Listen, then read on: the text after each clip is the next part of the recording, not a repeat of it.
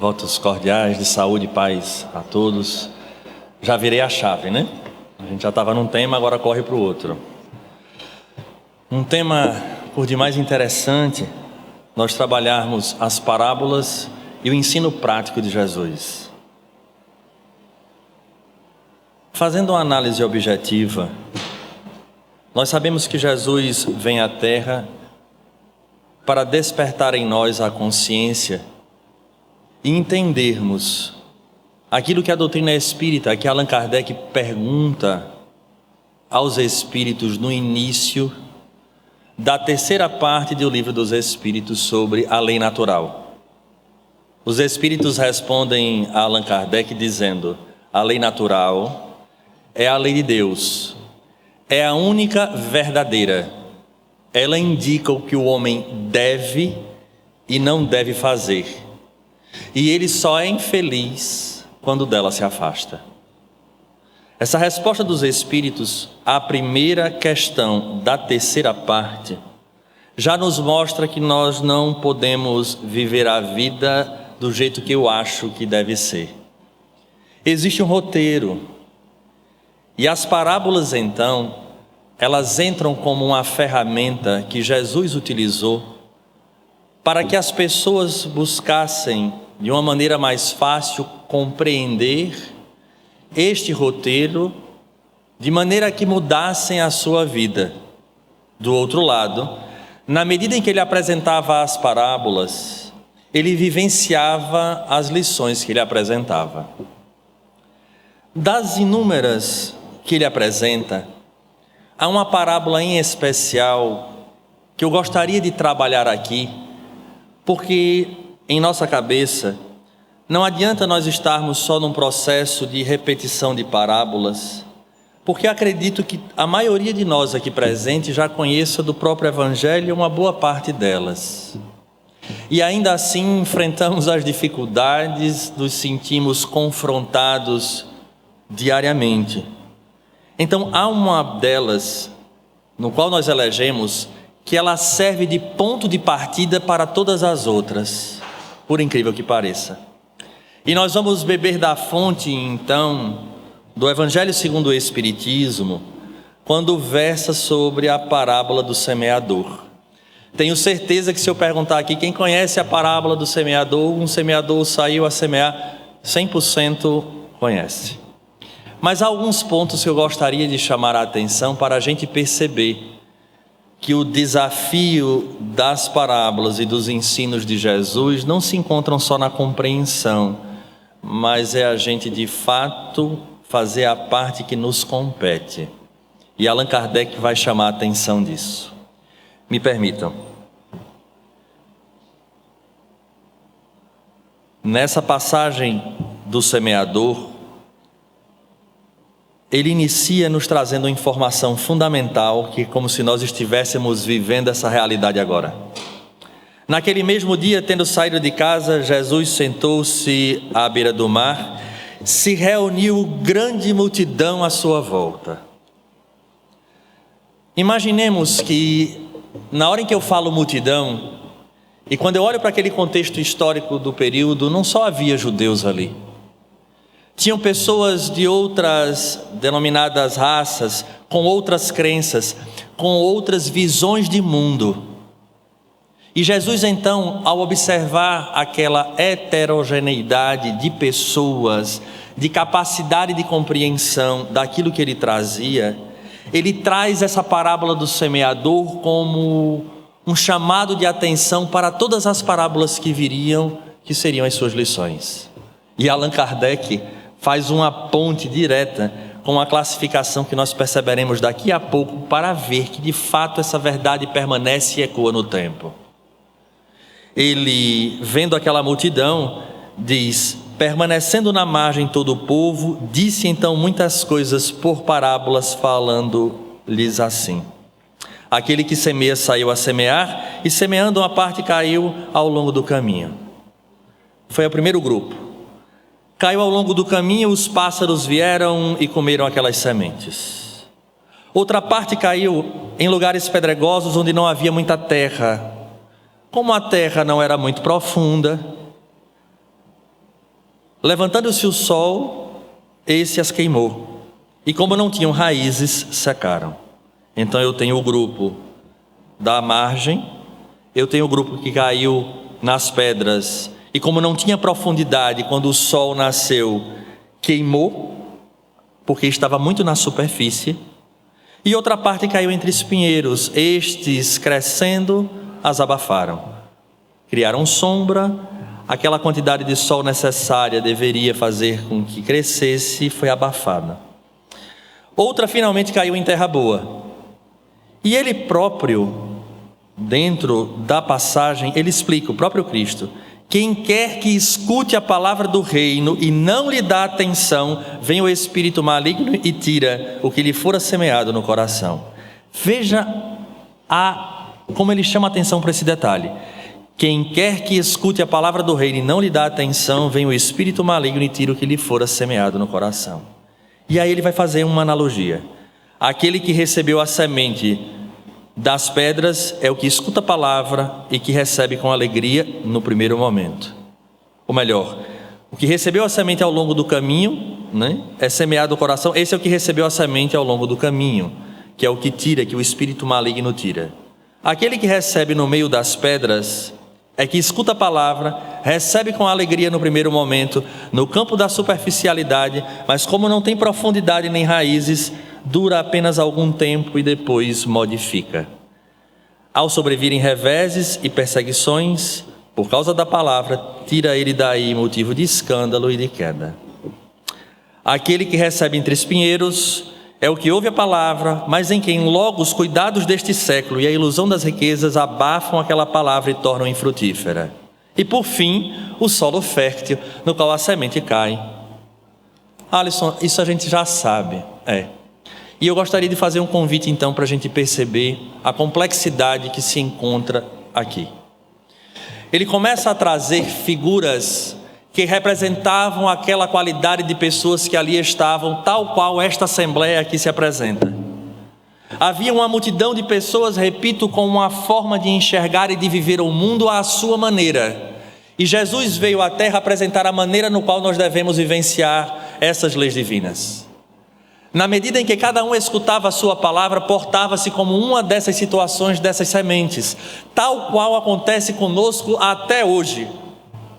Allan Kardec, percebendo essa nuance, essa delicadeza dos diferentes tipos de terreno que representavam parte daquela multidão ali exposta, porque ali tinha gente cuja semente que estava sendo lançada ia ficar na beira da estrada, porque os pássaros representam tudo aquilo que nos tira a atenção. Quem já teve a oportunidade de caminhar numa estrada e ouvir pássaros, percebe que a gente fica procurando de onde vem aquele canto. A gente às vezes deixa de perceber o que está acontecendo no caminho para ficar voltado ao som do pássaro. Ali havia pessoas também que iriam cair num terreno pedregoso, que não tinham profundidade, tinham necessidade. E gostariam que as suas necessidades fossem atendidas. Mas na hora em que veio este sol, como não havia a profundidade, quando era necessário fazer as mudanças que tanto precisamos, o sol veio e queimou.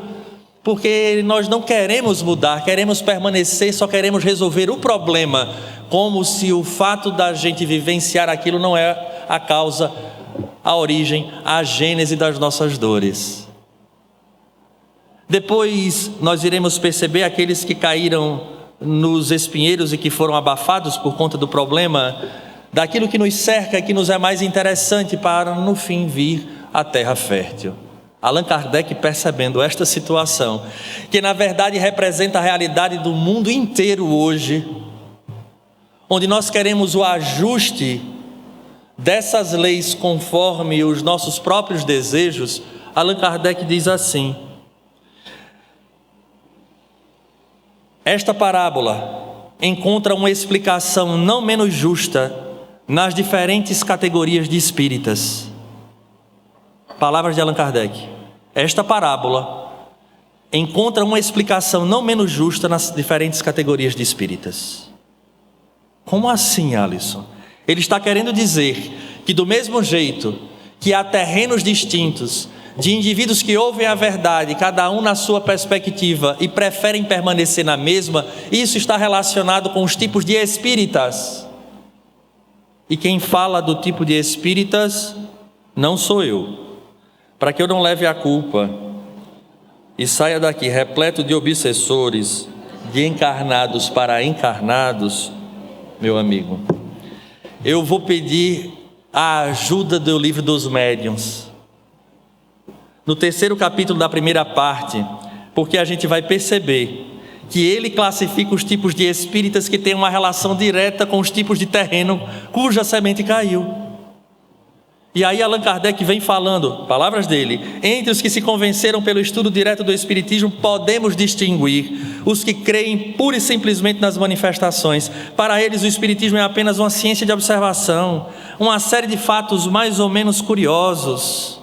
Olha, está à beira do caminho, quer saber de fenômeno, eu quero saber de outras coisas, mas não disso de evangelho, de mudança, de porta estreita, não, nada disso. E aí Kardec classifica esses como sendo os espíritas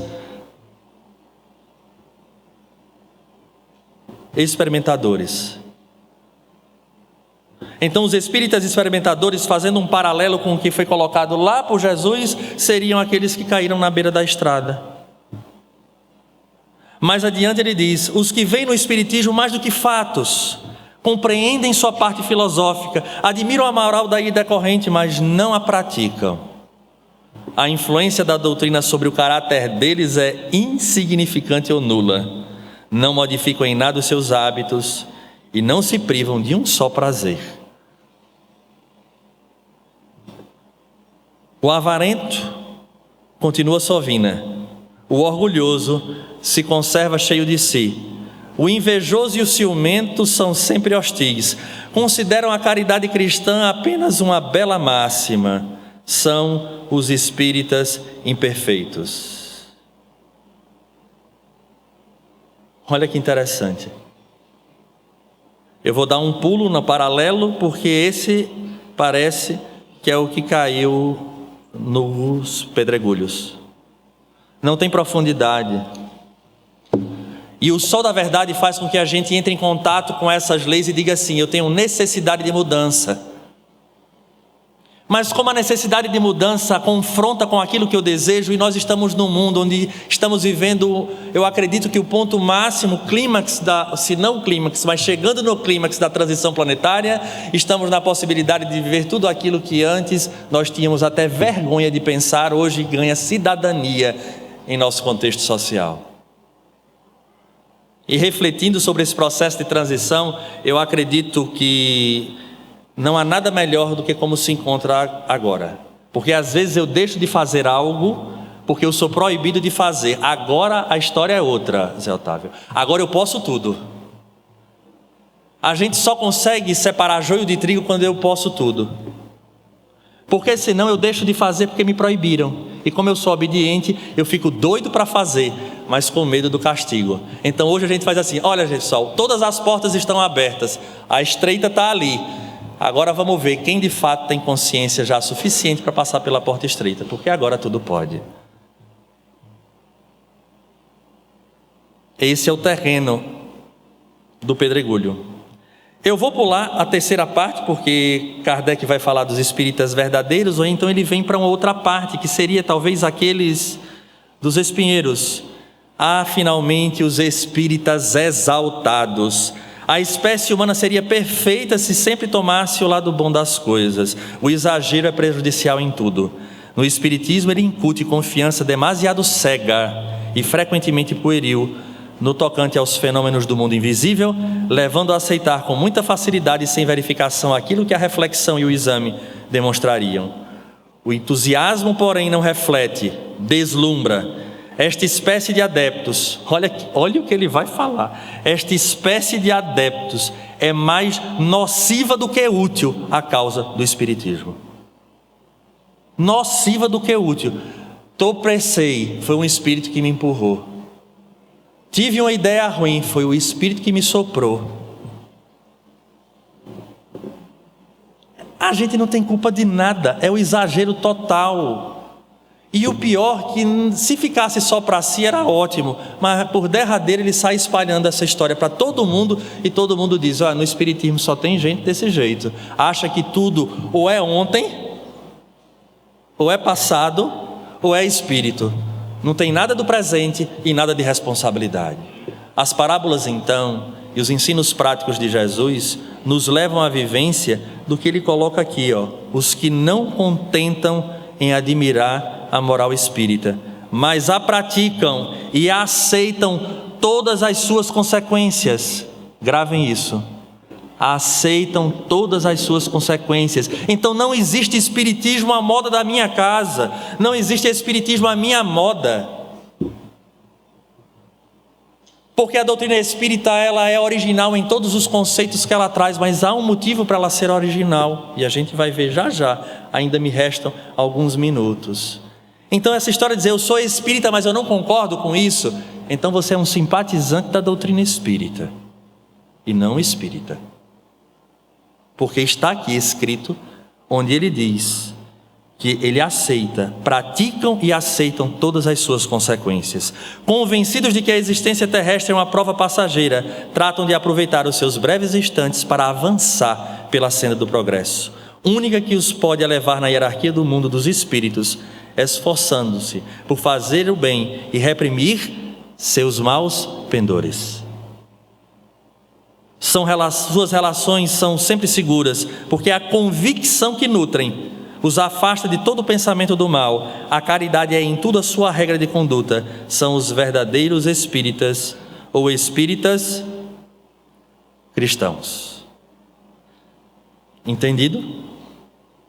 Eis aí a relação que a gente tem entre as parábolas, o ensino prático e os tipos de espíritas.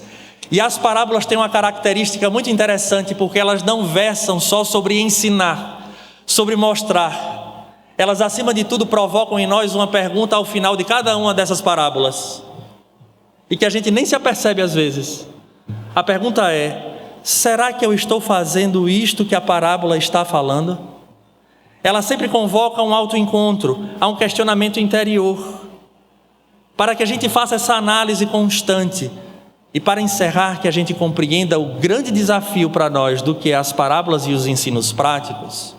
Eu gostaria de dizer que naquela multidão em que o Cristo falava, assim como no Sermão do Monte, Jesus falava para realidades diferentes, mas vem uma tradição da linha judaica cristã que cabe no Espiritismo e que a gente precisa refletir urgente. E é esse o papel da parábola e dos ensinos. Alguém está lembrado que no Velho Testamento a gente vai ver que existe uma série de normas para os judeus, para os hebreus da época? A roupa é desse jeito, o corte do cabelo é dessa forma, não pode comer carne de porco, não pode isso. Alguém já percebeu, alguém já teve a oportunidade de ver isso no Velho Testamento? E tem gente que diz: Alisson, isso aí já passou, isso é um absurdo. É porque a gente sempre se prende à letra e esquece de ver o que está ali escrito nos bastidores.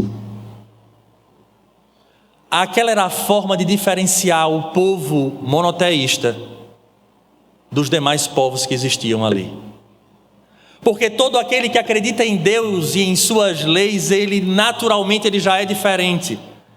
Naquele período era necessário ainda essa estrutura exterior para que houvesse uma diferenciação entre os indivíduos que acreditavam naquele Deus único dos demais.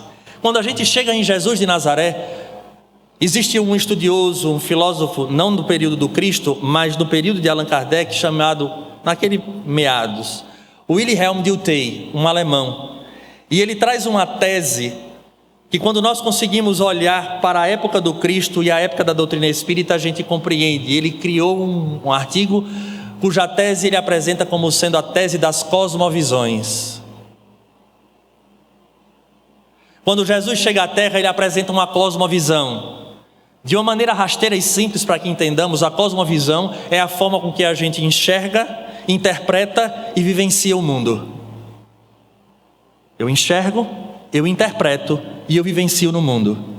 Jesus, quando chega e apresenta as parábolas e dá os seus exemplos, materializando as lições das parábolas, ele criou uma cosmovisão.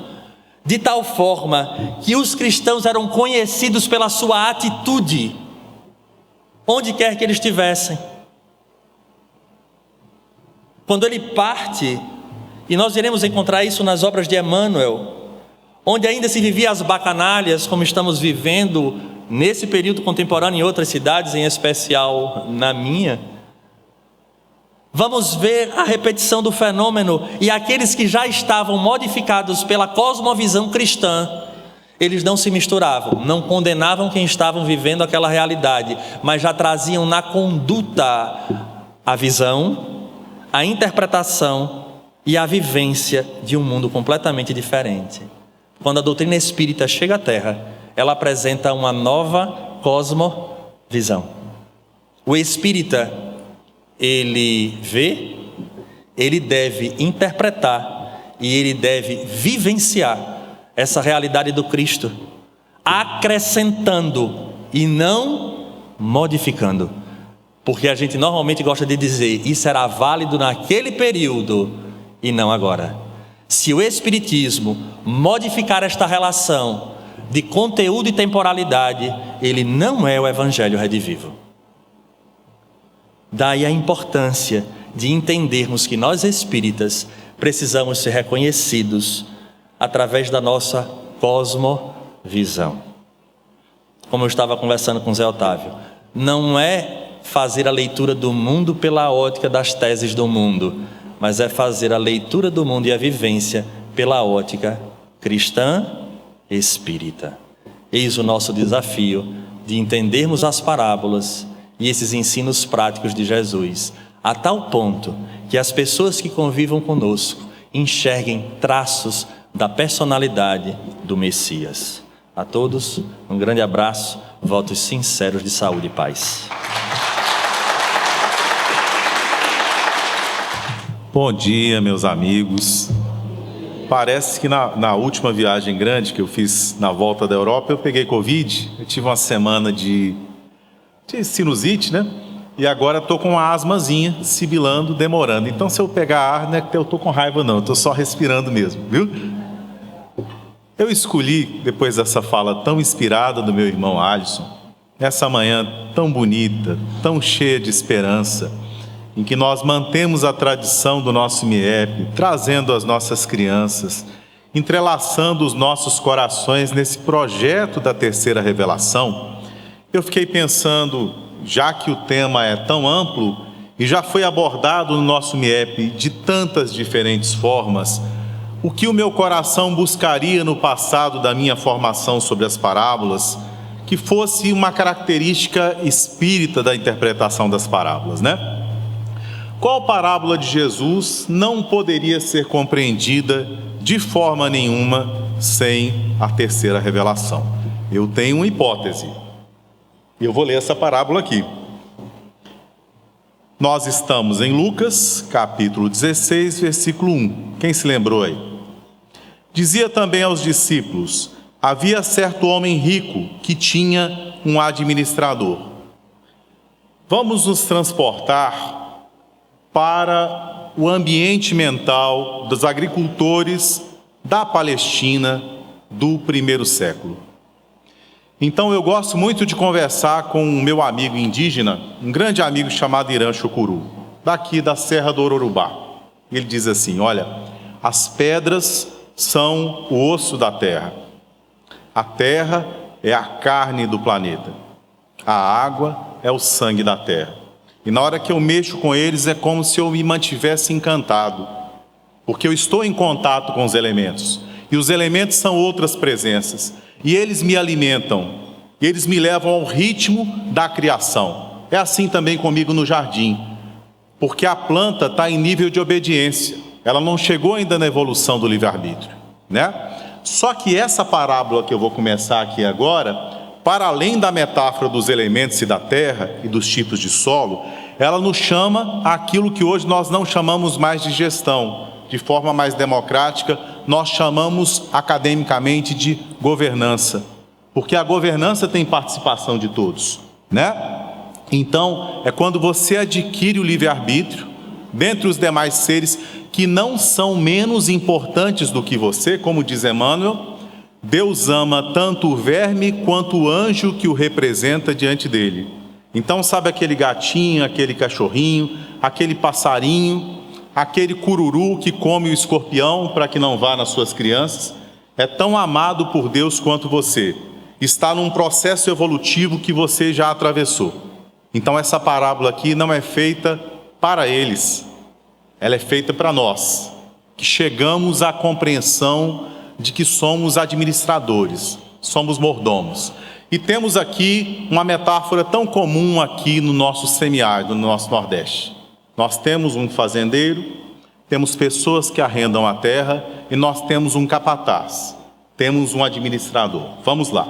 Dizia também aos discípulos, veja bem, ele dizia aos discípulos. Não é uma parábola que foi contada para um grande número de pessoas, ela foi contada em caráter particular, em caráter de intimidade. Havia certo homem rico que tinha um administrador, e esse foi acusado perante ele de estar dissipando os seus bens. O que é isso? Ele está roubando. Ele é um homem corrupto, mas vejamos a expressão utilizada. Ele é um dissipador de bens.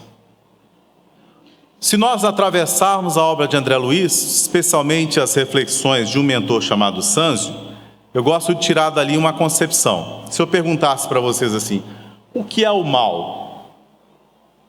Para mim dá para resumir assim, o mal é o bem só para mim. Ou o mal é o bem só para os meus. Então o mal envolve algum tipo de assambarcamento de prazer, de fruição de benefícios, de acesso a bens, de acesso a possibilidades que eu restrinjo a mim ou aos meus. E por que eu estou dissipando os bens do administrador? Porque o administrador quer que eles sejam distribuídos para todos. Corrupção, portanto, é fazer o bem só para mim, é trazer o bem só para os meus. Chamando-o, disse-lhe, o que é isso que ouço a teu respeito, meu amigo? Presta contas de tua administração, pois não podes mais administrar. O administrador disse a si mesmo, que farei, já que o meu senhor está tirando de mim a administração? Eu quero chamar a atenção para um outro detalhe aqui. Na lei da Judéia do século I, que é a lei submetida aos romanos, se você descobrisse que alguém está te roubando, a ação racional, direta, principalmente das pessoas daquele nível de evolução, era entregar essa pessoa às autoridades coercitivas policiais. Lembra quando José desconfia que Maria teria estado com outro homem? Ele pretende repudiá-la em silêncio? É mais ou menos a sutileza desse tipo de comentário. Nós vemos aí uma grande generosidade do Senhor. Ele não manda prender, ele não tem essa atitude de criticar a corrupção, de querer punir, né? Ele simplesmente tira a administração. O administrador disse a si mesmo, que farei, já que o meu senhor está tirando de mim a administração? Não sou capaz de cavar e tenho vergonha de mendigar. Eu sei o que farei, para que quando for removido da administração, me recebam em suas casas, aqueles que arrendavam a terra. E como é que isso era feito, né? Mais ou menos, valia, se você pensar, quais são os bens que são ali extraídos? Arrenda-se a terra para prensar azeite de oliva, azeitonas frescas, extra virgens, e para plantar trigo, sendo que o trigo vale mais do que o óleo de oliva, que hoje em dia está diferente, né? Mas era muito valorizado o trigo, porque ele era mais difícil de produzir. Enquanto as azeitonas, as árvores das oliveiras tinham mais de 100 anos e produziam com continuidade, né? Então, vejam bem, quem arrenda dessa forma, sempre ganha aquele que disponibiliza a terra. Nem sempre aquele que planta ganha. Então havia mais ou menos um acordo, né? Sempre, ocorresse o que ocorresse, você tinha que entregar barris de azeite de oliva ou fardos de trigo. Parece os fardos de algodão aqui, de que Campina Grande comercializava, na época do auge do seu comércio de algodão, né? Mas nunca o senhor perdia. Mas havia um consenso, se houvesse um bicho, um problema, como está o aquecimento global agora, qualquer coisa que ocorresse, aqueles que arrendavam podiam fazer uma reunião com o senhor e negociar, pagar menos, né? E é isso que o mordomo pensa, só que ele tem que agir rápido. O que ele faz? Ele chama aqueles que deviam. Olha como a parábola cria um contrassenso. Eu apontei só o primeiro, que é a não punição daquele que foi corrupto, né? Ele chama e pergunta: olha, quantas ânforas ou barris de azeite de oliva você deve ao meu senhor? Eu devo 100, agora você deve 50. Quantos fardos de trigo você deve ao meu senhor? Eu devo 80. Né? Eu devo 100, agora você deve 80. Por que a diferença? Né? Que é mais ou menos 500 denários. A gente fazendo o raciocínio do cálculo. Tem um cálculo matemático aí também, que dá para fazer na época, né? O fato é que ele perdoa mais ou menos pela metade, de acordo com a proporcionalidade do valor do azeite e do valor do trigo. Esse pessoal que arrendava vai ficar muito satisfeito com ele, né? Que capataz, gente boa. Esse é bom mesmo. Ele perdoou a dívida da gente, né? E ele tem que fazer isso rápido, porque pode chegar o senhor e dizer: não, ele não é mais capataz, ele não tem mais autoridade dada por mim para fazer esse tipo de negociação, né? E eles podem descobrir que ele não tem essa autoridade. Portanto, também ele tem que pedir, e convocando cada um dos devedores do seu senhor, dizia ao primeiro: quanto deves ao meu senhor? E ele disse: 100 batos de óleo de oliva. Disse-lhe ele: toma a tua conta e sentando-se escreve depressa. 50, por que depressa? Ele não tem tempo de negociar com cada um deles. Ele tem que agir rápido antes que o senhor chegue. Agora ele faz uma grande aposta, e nisso está a sutileza da parábola. Ele faz uma aposta de que aquela generosidade do Senhor, que não considerou a sua corrupção, seria ainda maior. Ele aposta, né? Vamos continuar. E tu quanto deves? E disse: 100 couros de trigo. Disse-lhe: toma a tua conta e escreve 80. E o Senhor elogiou. Como é que é isso? O Senhor elogiou o administrador da injustiça, porque ele agiu prudentemente. O Martin Luther King foi um grande exegeta. Pouca gente conhece os textos dele sobre isso. Ele trabalhava muito com a ideia de justiça social. Ele chama essa parábola de parábola do mordomo da injustiça. A gente vai ver agora por quê. Aí Jesus continua falando por enigma só para os discípulos: porque os filhos dessa era são mais prudentes do que são os filhos da luz em sua própria geração. Filhos da luz é uma expressão idiomática que remete aos discípulos de Jesus. Ele está dizendo assim: esse mordomo que criou essa estratagema é mais inteligente do que vocês. Ele foi mais esperto do que vocês. E eu vos digo: angariai, fazei amigos, ou como diz a mensagem do Emmanuel com esse nome, para vós mesmos, com a riqueza obtida a partir da injustiça, para que eles vos recebam nos tabernáculos eternos. O fiel no mínimo é fiel também no muito. O injusto no mínimo é injusto também no muito. Portanto, se não vos tornardes fiéis nas riquezas materiais da injustiça, quem vos confiará a riqueza verdadeira? Como é que a gente interpreta isso sem o Espiritismo? Como é que você interpreta isso sem Emmanuel? Já tinha reflexionado sobre essa parábola? Né? E ele continua: portanto, se não vos tornardes fiéis no alheio, quem vos dará o vosso? Nenhum servo doméstico pode servir a 2 senhores, pois ou odiará um e amará o outro, ou se apegará a um e desprezará o outro. Não podeis servir a Deus e as riquezas. Meus irmãos, para isso nós vamos a Emmanuel. Sem ele a gente não consegue. A gente vai ao livro Pão Nosso. 2 mensagens vão de encontro a essa exegese e tocam num ponto essencial para a nossa administração das coisas na terra: a administração particular e a administração coletiva. Os bens da terra não nos pertencem. Possibilidades, saúde, beleza física são dádivas de Deus. Nós só a recebemos para dividir. Frequentemente, ao longo das nossas vivências encarnatórias, nós assambarcamos esses bens para nós. Como o nosso coração é muito duro, quando nós aprendemos sobre a lei de causa e efeito, nós imaginamos que alguém que vive na riqueza, sem se preocupar com alguém que passa fome ao lado, nascerá pobre. Essa não é uma interpretação imediata de um coração duro, mas o Evangelho nos convida a sentir. Então, o que acontece? você roubou. Aí você reconhece. Então o Senhor te dá a oportunidade de redistribuir. E como o bem do Senhor é o bem de todos, e o mal é o bem só para mim, o Senhor te louva quando você distribui. A aposta na generosidade do Senhor, você pode apostar infinitamente. Ele é muito mais generoso. E se você consegue retificar o seu passado, você não tem que voltar e viver a experiência de carência. Isso, por vezes, a gente falando mais livremente, é uma reencarnação. Então, assim, ao longo de uma reencarnação em Campina Grande, você teve escravizados que trabalharam para você. Hoje você tem uma empresa.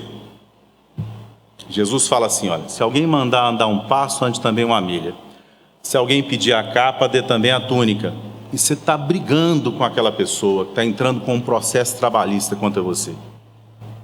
Né? Alguém entrou com um processo de uso capião e está tomando a terra que você acha que é sua. E você se apega àquilo, começa a prejudicar a sua saúde física para se apegar àquele bem que não é seu. E o Emmanuel nos lembra de forma coletiva. Eu vou para a mensagem daqui a pouco para a gente fechar.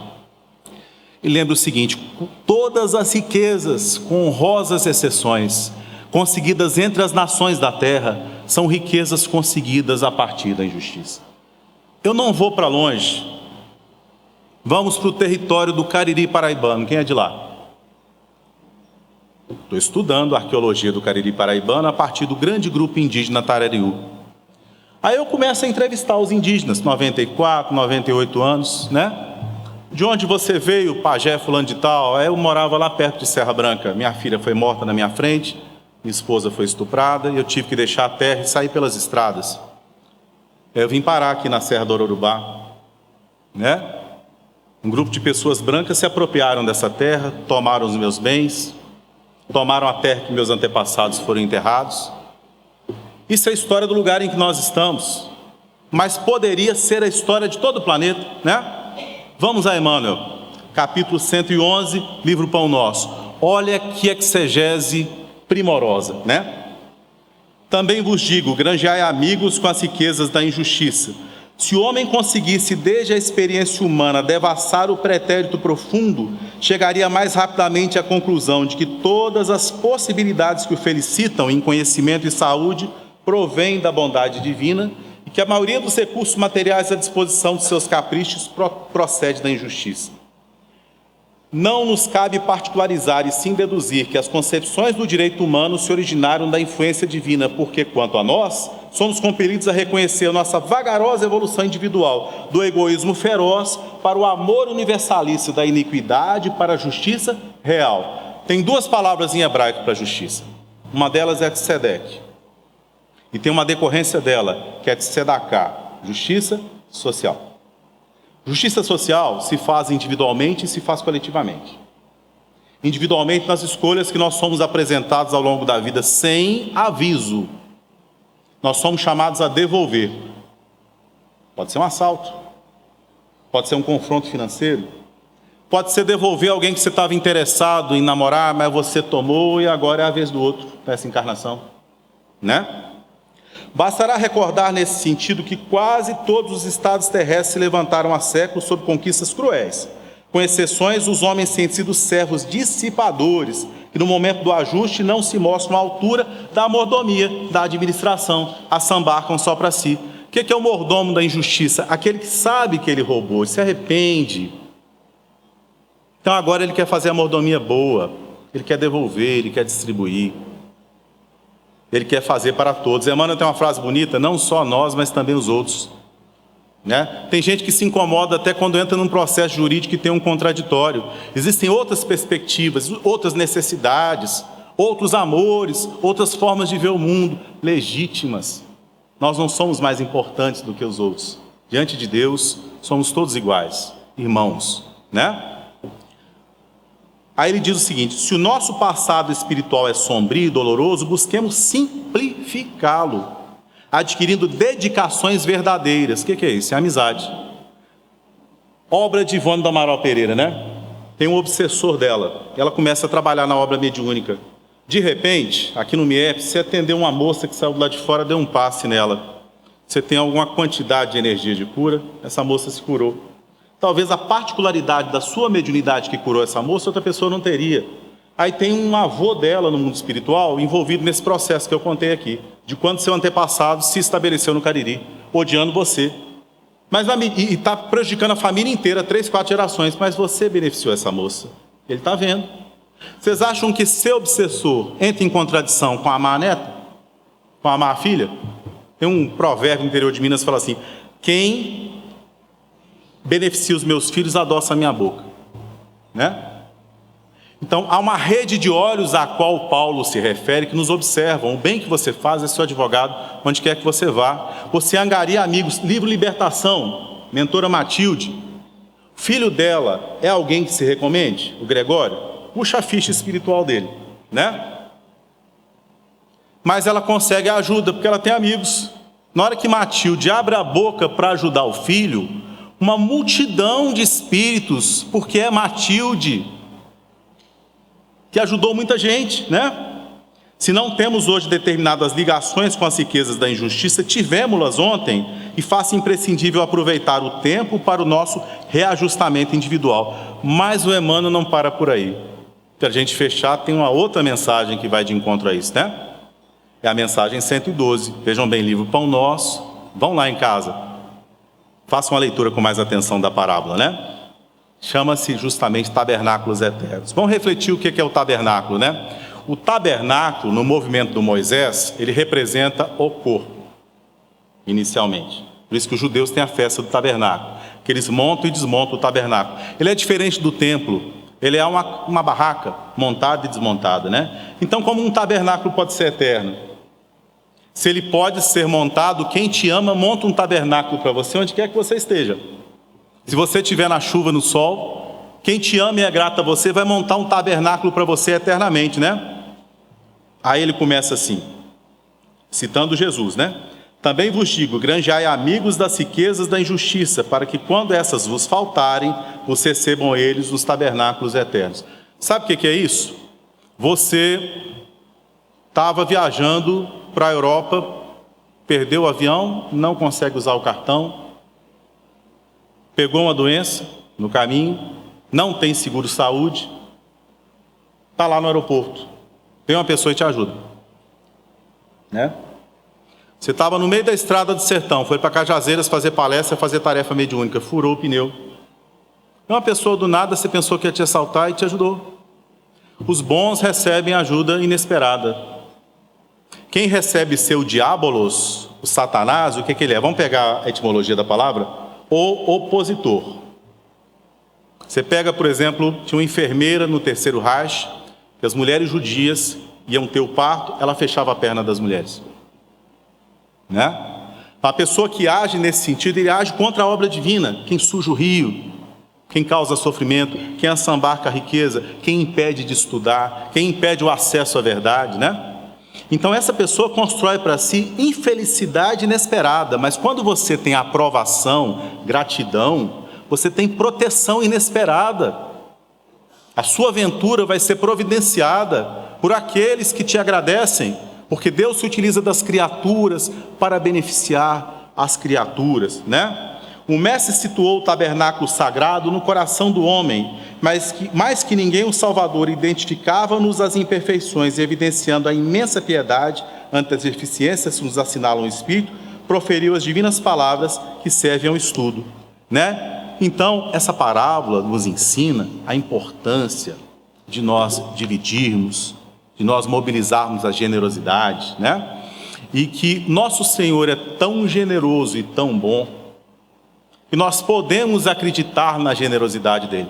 Deixem de acreditar na causalidade negativa do passado, que potencialmente impossibilitaria vocês de realizarem ações de bem, e coloquem a fé e a potência do sentimento no amor e na generosidade desse Senhor, que não está preocupado em te prender, ele quer deixar as suas mãos livres para que você possa redistribuir.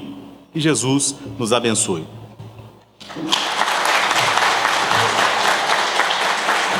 Nós gostaríamos de agradecer a Alisson, a José Otávio. Vou falar nisso aqui, todo mundo falou, eu também vou. a Alisson, a José Otávio, pelas explanações. Pena que é muito rápido, né? Passa voando. O pessoal do cerimonial recebeu alguma pergunta? Quem ainda quiser fazer também, fica à vontade, para que a gente possa discutir um pouco mais. Então aí vai para os dois, quem quiser responder, se os dois quiserem. Quantas parábolas existem contadas pelo Cristo? Pois muitas vezes confundimos as parábolas com as vivências do Cristo. Querem falar? A pergunta é perguntando quantas parábolas tem. Prometo que eu vou contar no MIEP que vem, eu digo a vocês. Eu tenho que ser justo, né? Porque a gente vai ler, mas eu confesso que eu nunca tive a curiosidade de contar. Então, não posso aqui chutar um número, né? De fato. Agora, eu li há pouco, não sei, em torno de 60, eu acho que, não é? Acho que em torno de 60 parábolas, quando a gente conta os evangelhos, né? Isso foi o que eu li há pouco, mas eu não vou dizer fechado, porque uma coisa dessa eu gostaria de ler e de contar para conferir, né? Mas, se Zé Otávio souber, por favor. Tem uma polêmica sobre esse número, porque o gênero chama-se Machal ou Matlá, né? E aí esse gênero, por exemplo, quando Jesus diz assim, médico, cura-te a ti mesmo, isso seria, nesse sentido, uma parábola. Só que a gente usa com frequência, para a palavra parábola, aquelas que são histórias. Aí essas que são histórias, elas vêm a palavra parábola vem do grego parabalém, de onde vem a parábola da matemática, a parábola matemática, né? Então você tem a comparação. Então, assim, certamente, se nós fôssemos ao gênero em si, a qualquer dito de Jesus, o número seria ainda maior. Quem tiver dúvida sobre isso especificamente, eu tenho um grande amigo que já esteve aqui conosco várias vezes, o Haroldo Dutra Dias, escreveu um livro chamado Parábolas de Jesus, Texto e Contexto, que é só dedicado ao tema das parábolas, sabe? E aí tem essa estrutura mais técnica, né, do corpo da parábola, o tipo de parábola, né? O fato é que as parábolas só podem ser entendidas no nexo judaico da sua produção. É como a gente diz, por exemplo, que no nexo judaico não há o demônio. A única exceção no texto da Torá é quando você tem o livro de Jó, você tem uma personificação metafórica. O demônio é uma criação medieval católica. É bem interessante, que os muçulmanos engolem. Assim como eles engolem também a virgindade de Maria, que é um erro de tradução. Mas, enfim, varia, né? Mas com esse livro, eu acho que ele deve estar até disponível aqui para vender. Essa parte técnica é mais fácil. Porque a pergunta ela continua justamente nessa sintonia aí de confundimos às vezes as parábolas com as vivências de Jesus, né? E há realmente essa confusão. Mas eu acho que gira em torno disso aí mesmo, acho que 50, 60 parábolas, né? Temos outra pergunta aqui. O que representam as guerras dentro desta conjuntura de que não somos donos de nada? Sim. Bem, eu confesso que quando eu olho para a estrutura da terceira parte do Livro dos Espíritos, ela nos abre um horizonte bastante amplo para que a gente perceba que essas leis, elas se complementam, elas nunca entram em choque. Lá tem uma lei chamada de lei de destruição. E essa perspectiva da lei de destruição, a gente vai aprender lá, né? A questão de que não há destruição em si, mas é um processo de transformação. O amor seria o melhor caminho. A dor é a ferramenta última do amor para resgatar a gente. Para que a gente torne bem material o que eu estou falando, não vou falar nem da guerra. Eu vou chegar na guerra através desse exemplo. Quando eu olho alguém que nasce numa situação extremamente complexa de saúde, aprisionado num corpo disforme, e numa mente extremamente limitada, sem possibilidade de contato com o mundo exterior, a gente olha para ali e a gente enxerga dor, num primeiro momento. Na perspectiva espírita, aquela dor, na verdade, é um instrumento do amor divino para que esse espírito resgate a paz de consciência que um dia ele perturbou. Porque nós gostamos de olhar sempre o amor nesse lado soft, leve. Não, ele entra num processo tão forte de perturbação no mundo espiritual, que ele volta e imprime na matéria todo o desequilíbrio que ele causou com a ação que ele fugiu à lei divina.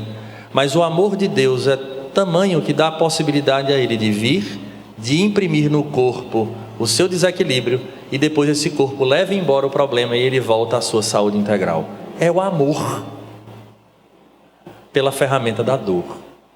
A guerra é essa representação das nossas sombras, do nosso egoísmo e do nosso orgulho. Como disse Zé Otávio, essa perspectiva de que somos todos irmãos, a gente ainda não chegou lá. É o meu ponto de vista e a forma com que eu quero que seja.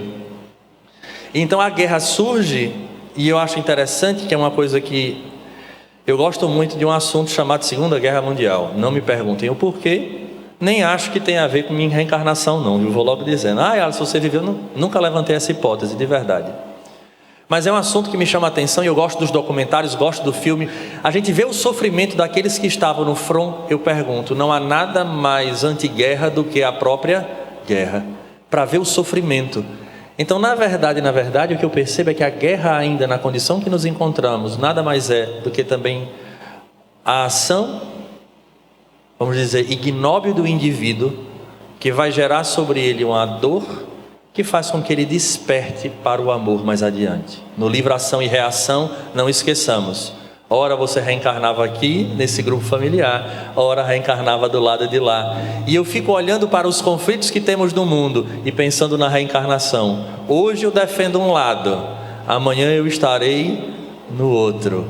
E esse processo doloroso ainda, da expressão do nosso egoísmo, em breve nos levará à situação daquela parte do Evangelho. É necessário que haja escândalo, mas ai daquele por quem venha, porque é exatamente a dor que fará com que eu entre no processo de exaustão e modifique.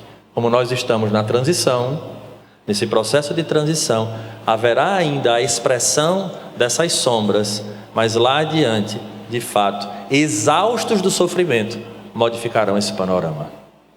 É assim que vejo. Mas Otávio, por favor. Essa reflexão do Alisson sobre é necessário que o escândalo venha, mas ai daquele por qual o escândalo vier, a frase de Jesus, ela nos desperta uma percepção importante. Quando nós prejudicamos alguém, essa pessoa que nós prejudicamos, numa próxima vivência, nessa ou em outra encarnação, ela estará não impedida de nos prejudicar, né?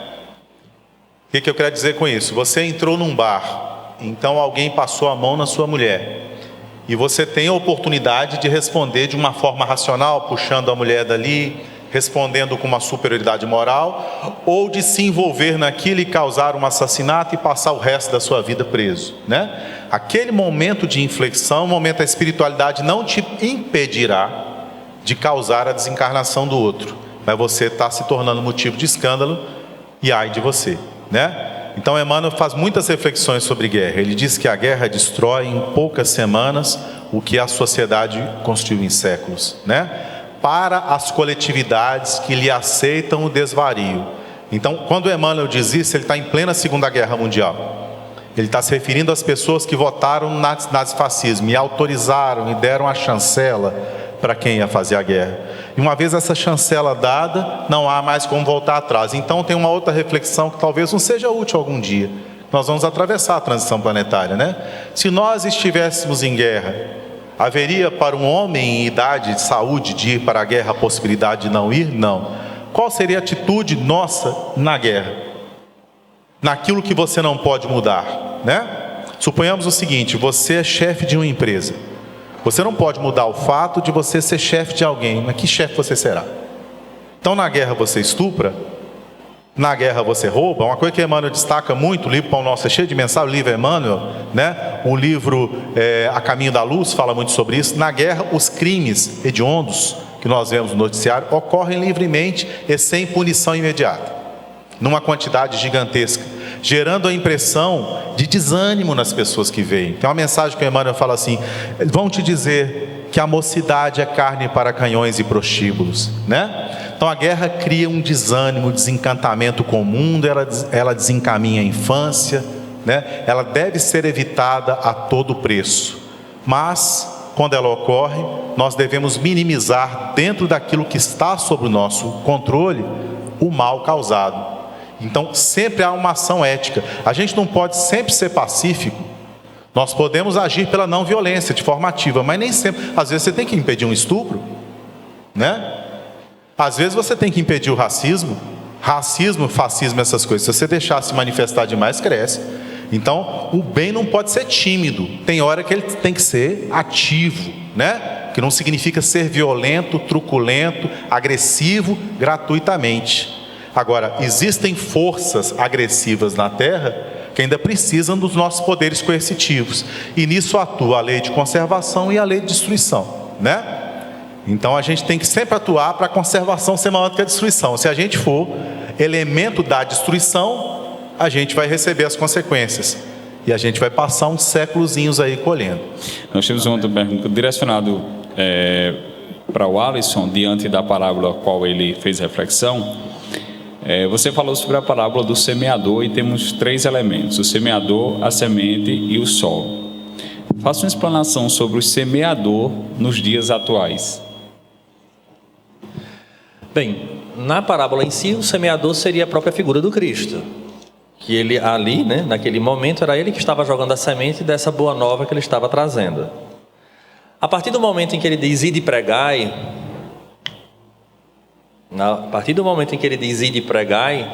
a figura do semeador, ele muda.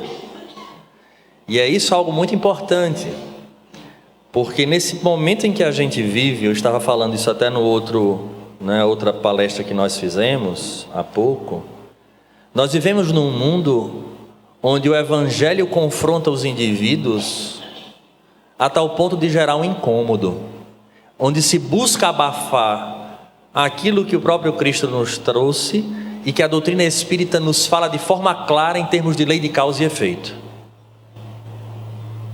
E esse é o ponto mais complexo. Quando nós estávamos falando aqui, mas eu não concordo com isso. Qual é o isso que você não está concordando? Porque se isso estiver relacionado aos princípios básicos da doutrina, é uma questão de lei natural, não é questão de opinião. Isso é grave, porque o próprio Cristo vai chamar a atenção quando diz que aqueles, que levarem as pessoas a se desvirtuarem, era melhor que se colocasse uma das mós e que se jogasse ao mar. Então o semeador nesse momento somos nós. O espírita verdadeiro, que é aquele terceiro que é o espírita cristão, é aquele que se posiciona na sociedade através da sua atitude, mostrando que ele é espírita. Eu vou dar um exemplo bem fácil para todo mundo perceber. Se alguém nunca passou por isso, ou em algum grupo de amizade, observe de outras pessoas que você vai ver. Alisson, você brinca carnaval? Rapaz, olha a forma com que eu enxergo, eu não brinco não. Você bebe? Não, também não. Tu é evangélico, é? Tu é crente? Alguém já viu dizer assim, tu é espírita? Alguém já passou por isso e perguntaram, você é espírita, é? Por que será? Isso é algo que me incomoda, entre aspas. Eu acho isso uma provocação para todos nós. Por que o evangélico é reconhecido por uma postura e o espírita não? Isso é só, eu queria deixar só essa provocação, porque o semeador hoje somos nós. Quando eu vejo alguém que diz que é espírita, que está lá e levanta a bandeira e vai para o centro, aí quando vê alguém da família desencarna, entra em desespero. Aí tem as pessoas na família que olham para ele e falam, mas Otávio, tu não é espírita? Não, mas agora é diferente. Eu não disse chorar, tá? Eu falei desespero. De que Deus não era momento, e o que vai ser de mim? Veja, se a tese espírita não está servindo para você que conhece que deveria viver, como é que vai servir para mim?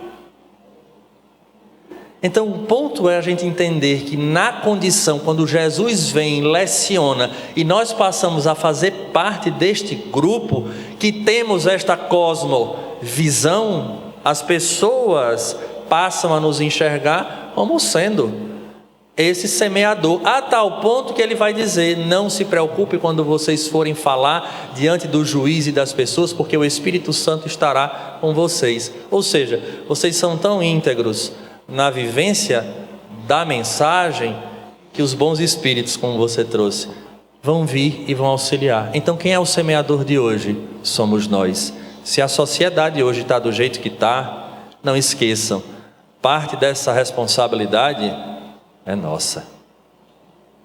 Então nós somos esse semeador. Pelo adiantar da hora aqui, né? E a gente foi bem pontual. Mas eu vou pedir um minutinho aqui só nessa reflexão de Alisson, né? E ele falou sobre essa questão do carnaval, de beber. E eu estava pensando nisso ontem ou antes de ontem. Mas talvez Alisson tenha dado essa resposta, essa reflexão que ele deixou, talvez ele tenha dado essa resposta na palestra dele. Porque, com todo respeito às outras religiões, né, e a forma como enxergam as coisas, Alisson falou aqui, durante a sua dissertação, de que algumas religiões você não pode fazer aquilo porque você é proibido, você tem medo do castigo. Então, por isso que as pessoas têm muitas vezes o pensamento de dizer assim: você não bebe, você não brinca carnaval, então você é de tal religião, porque essa religião não permite, mas o Espiritismo ele permite.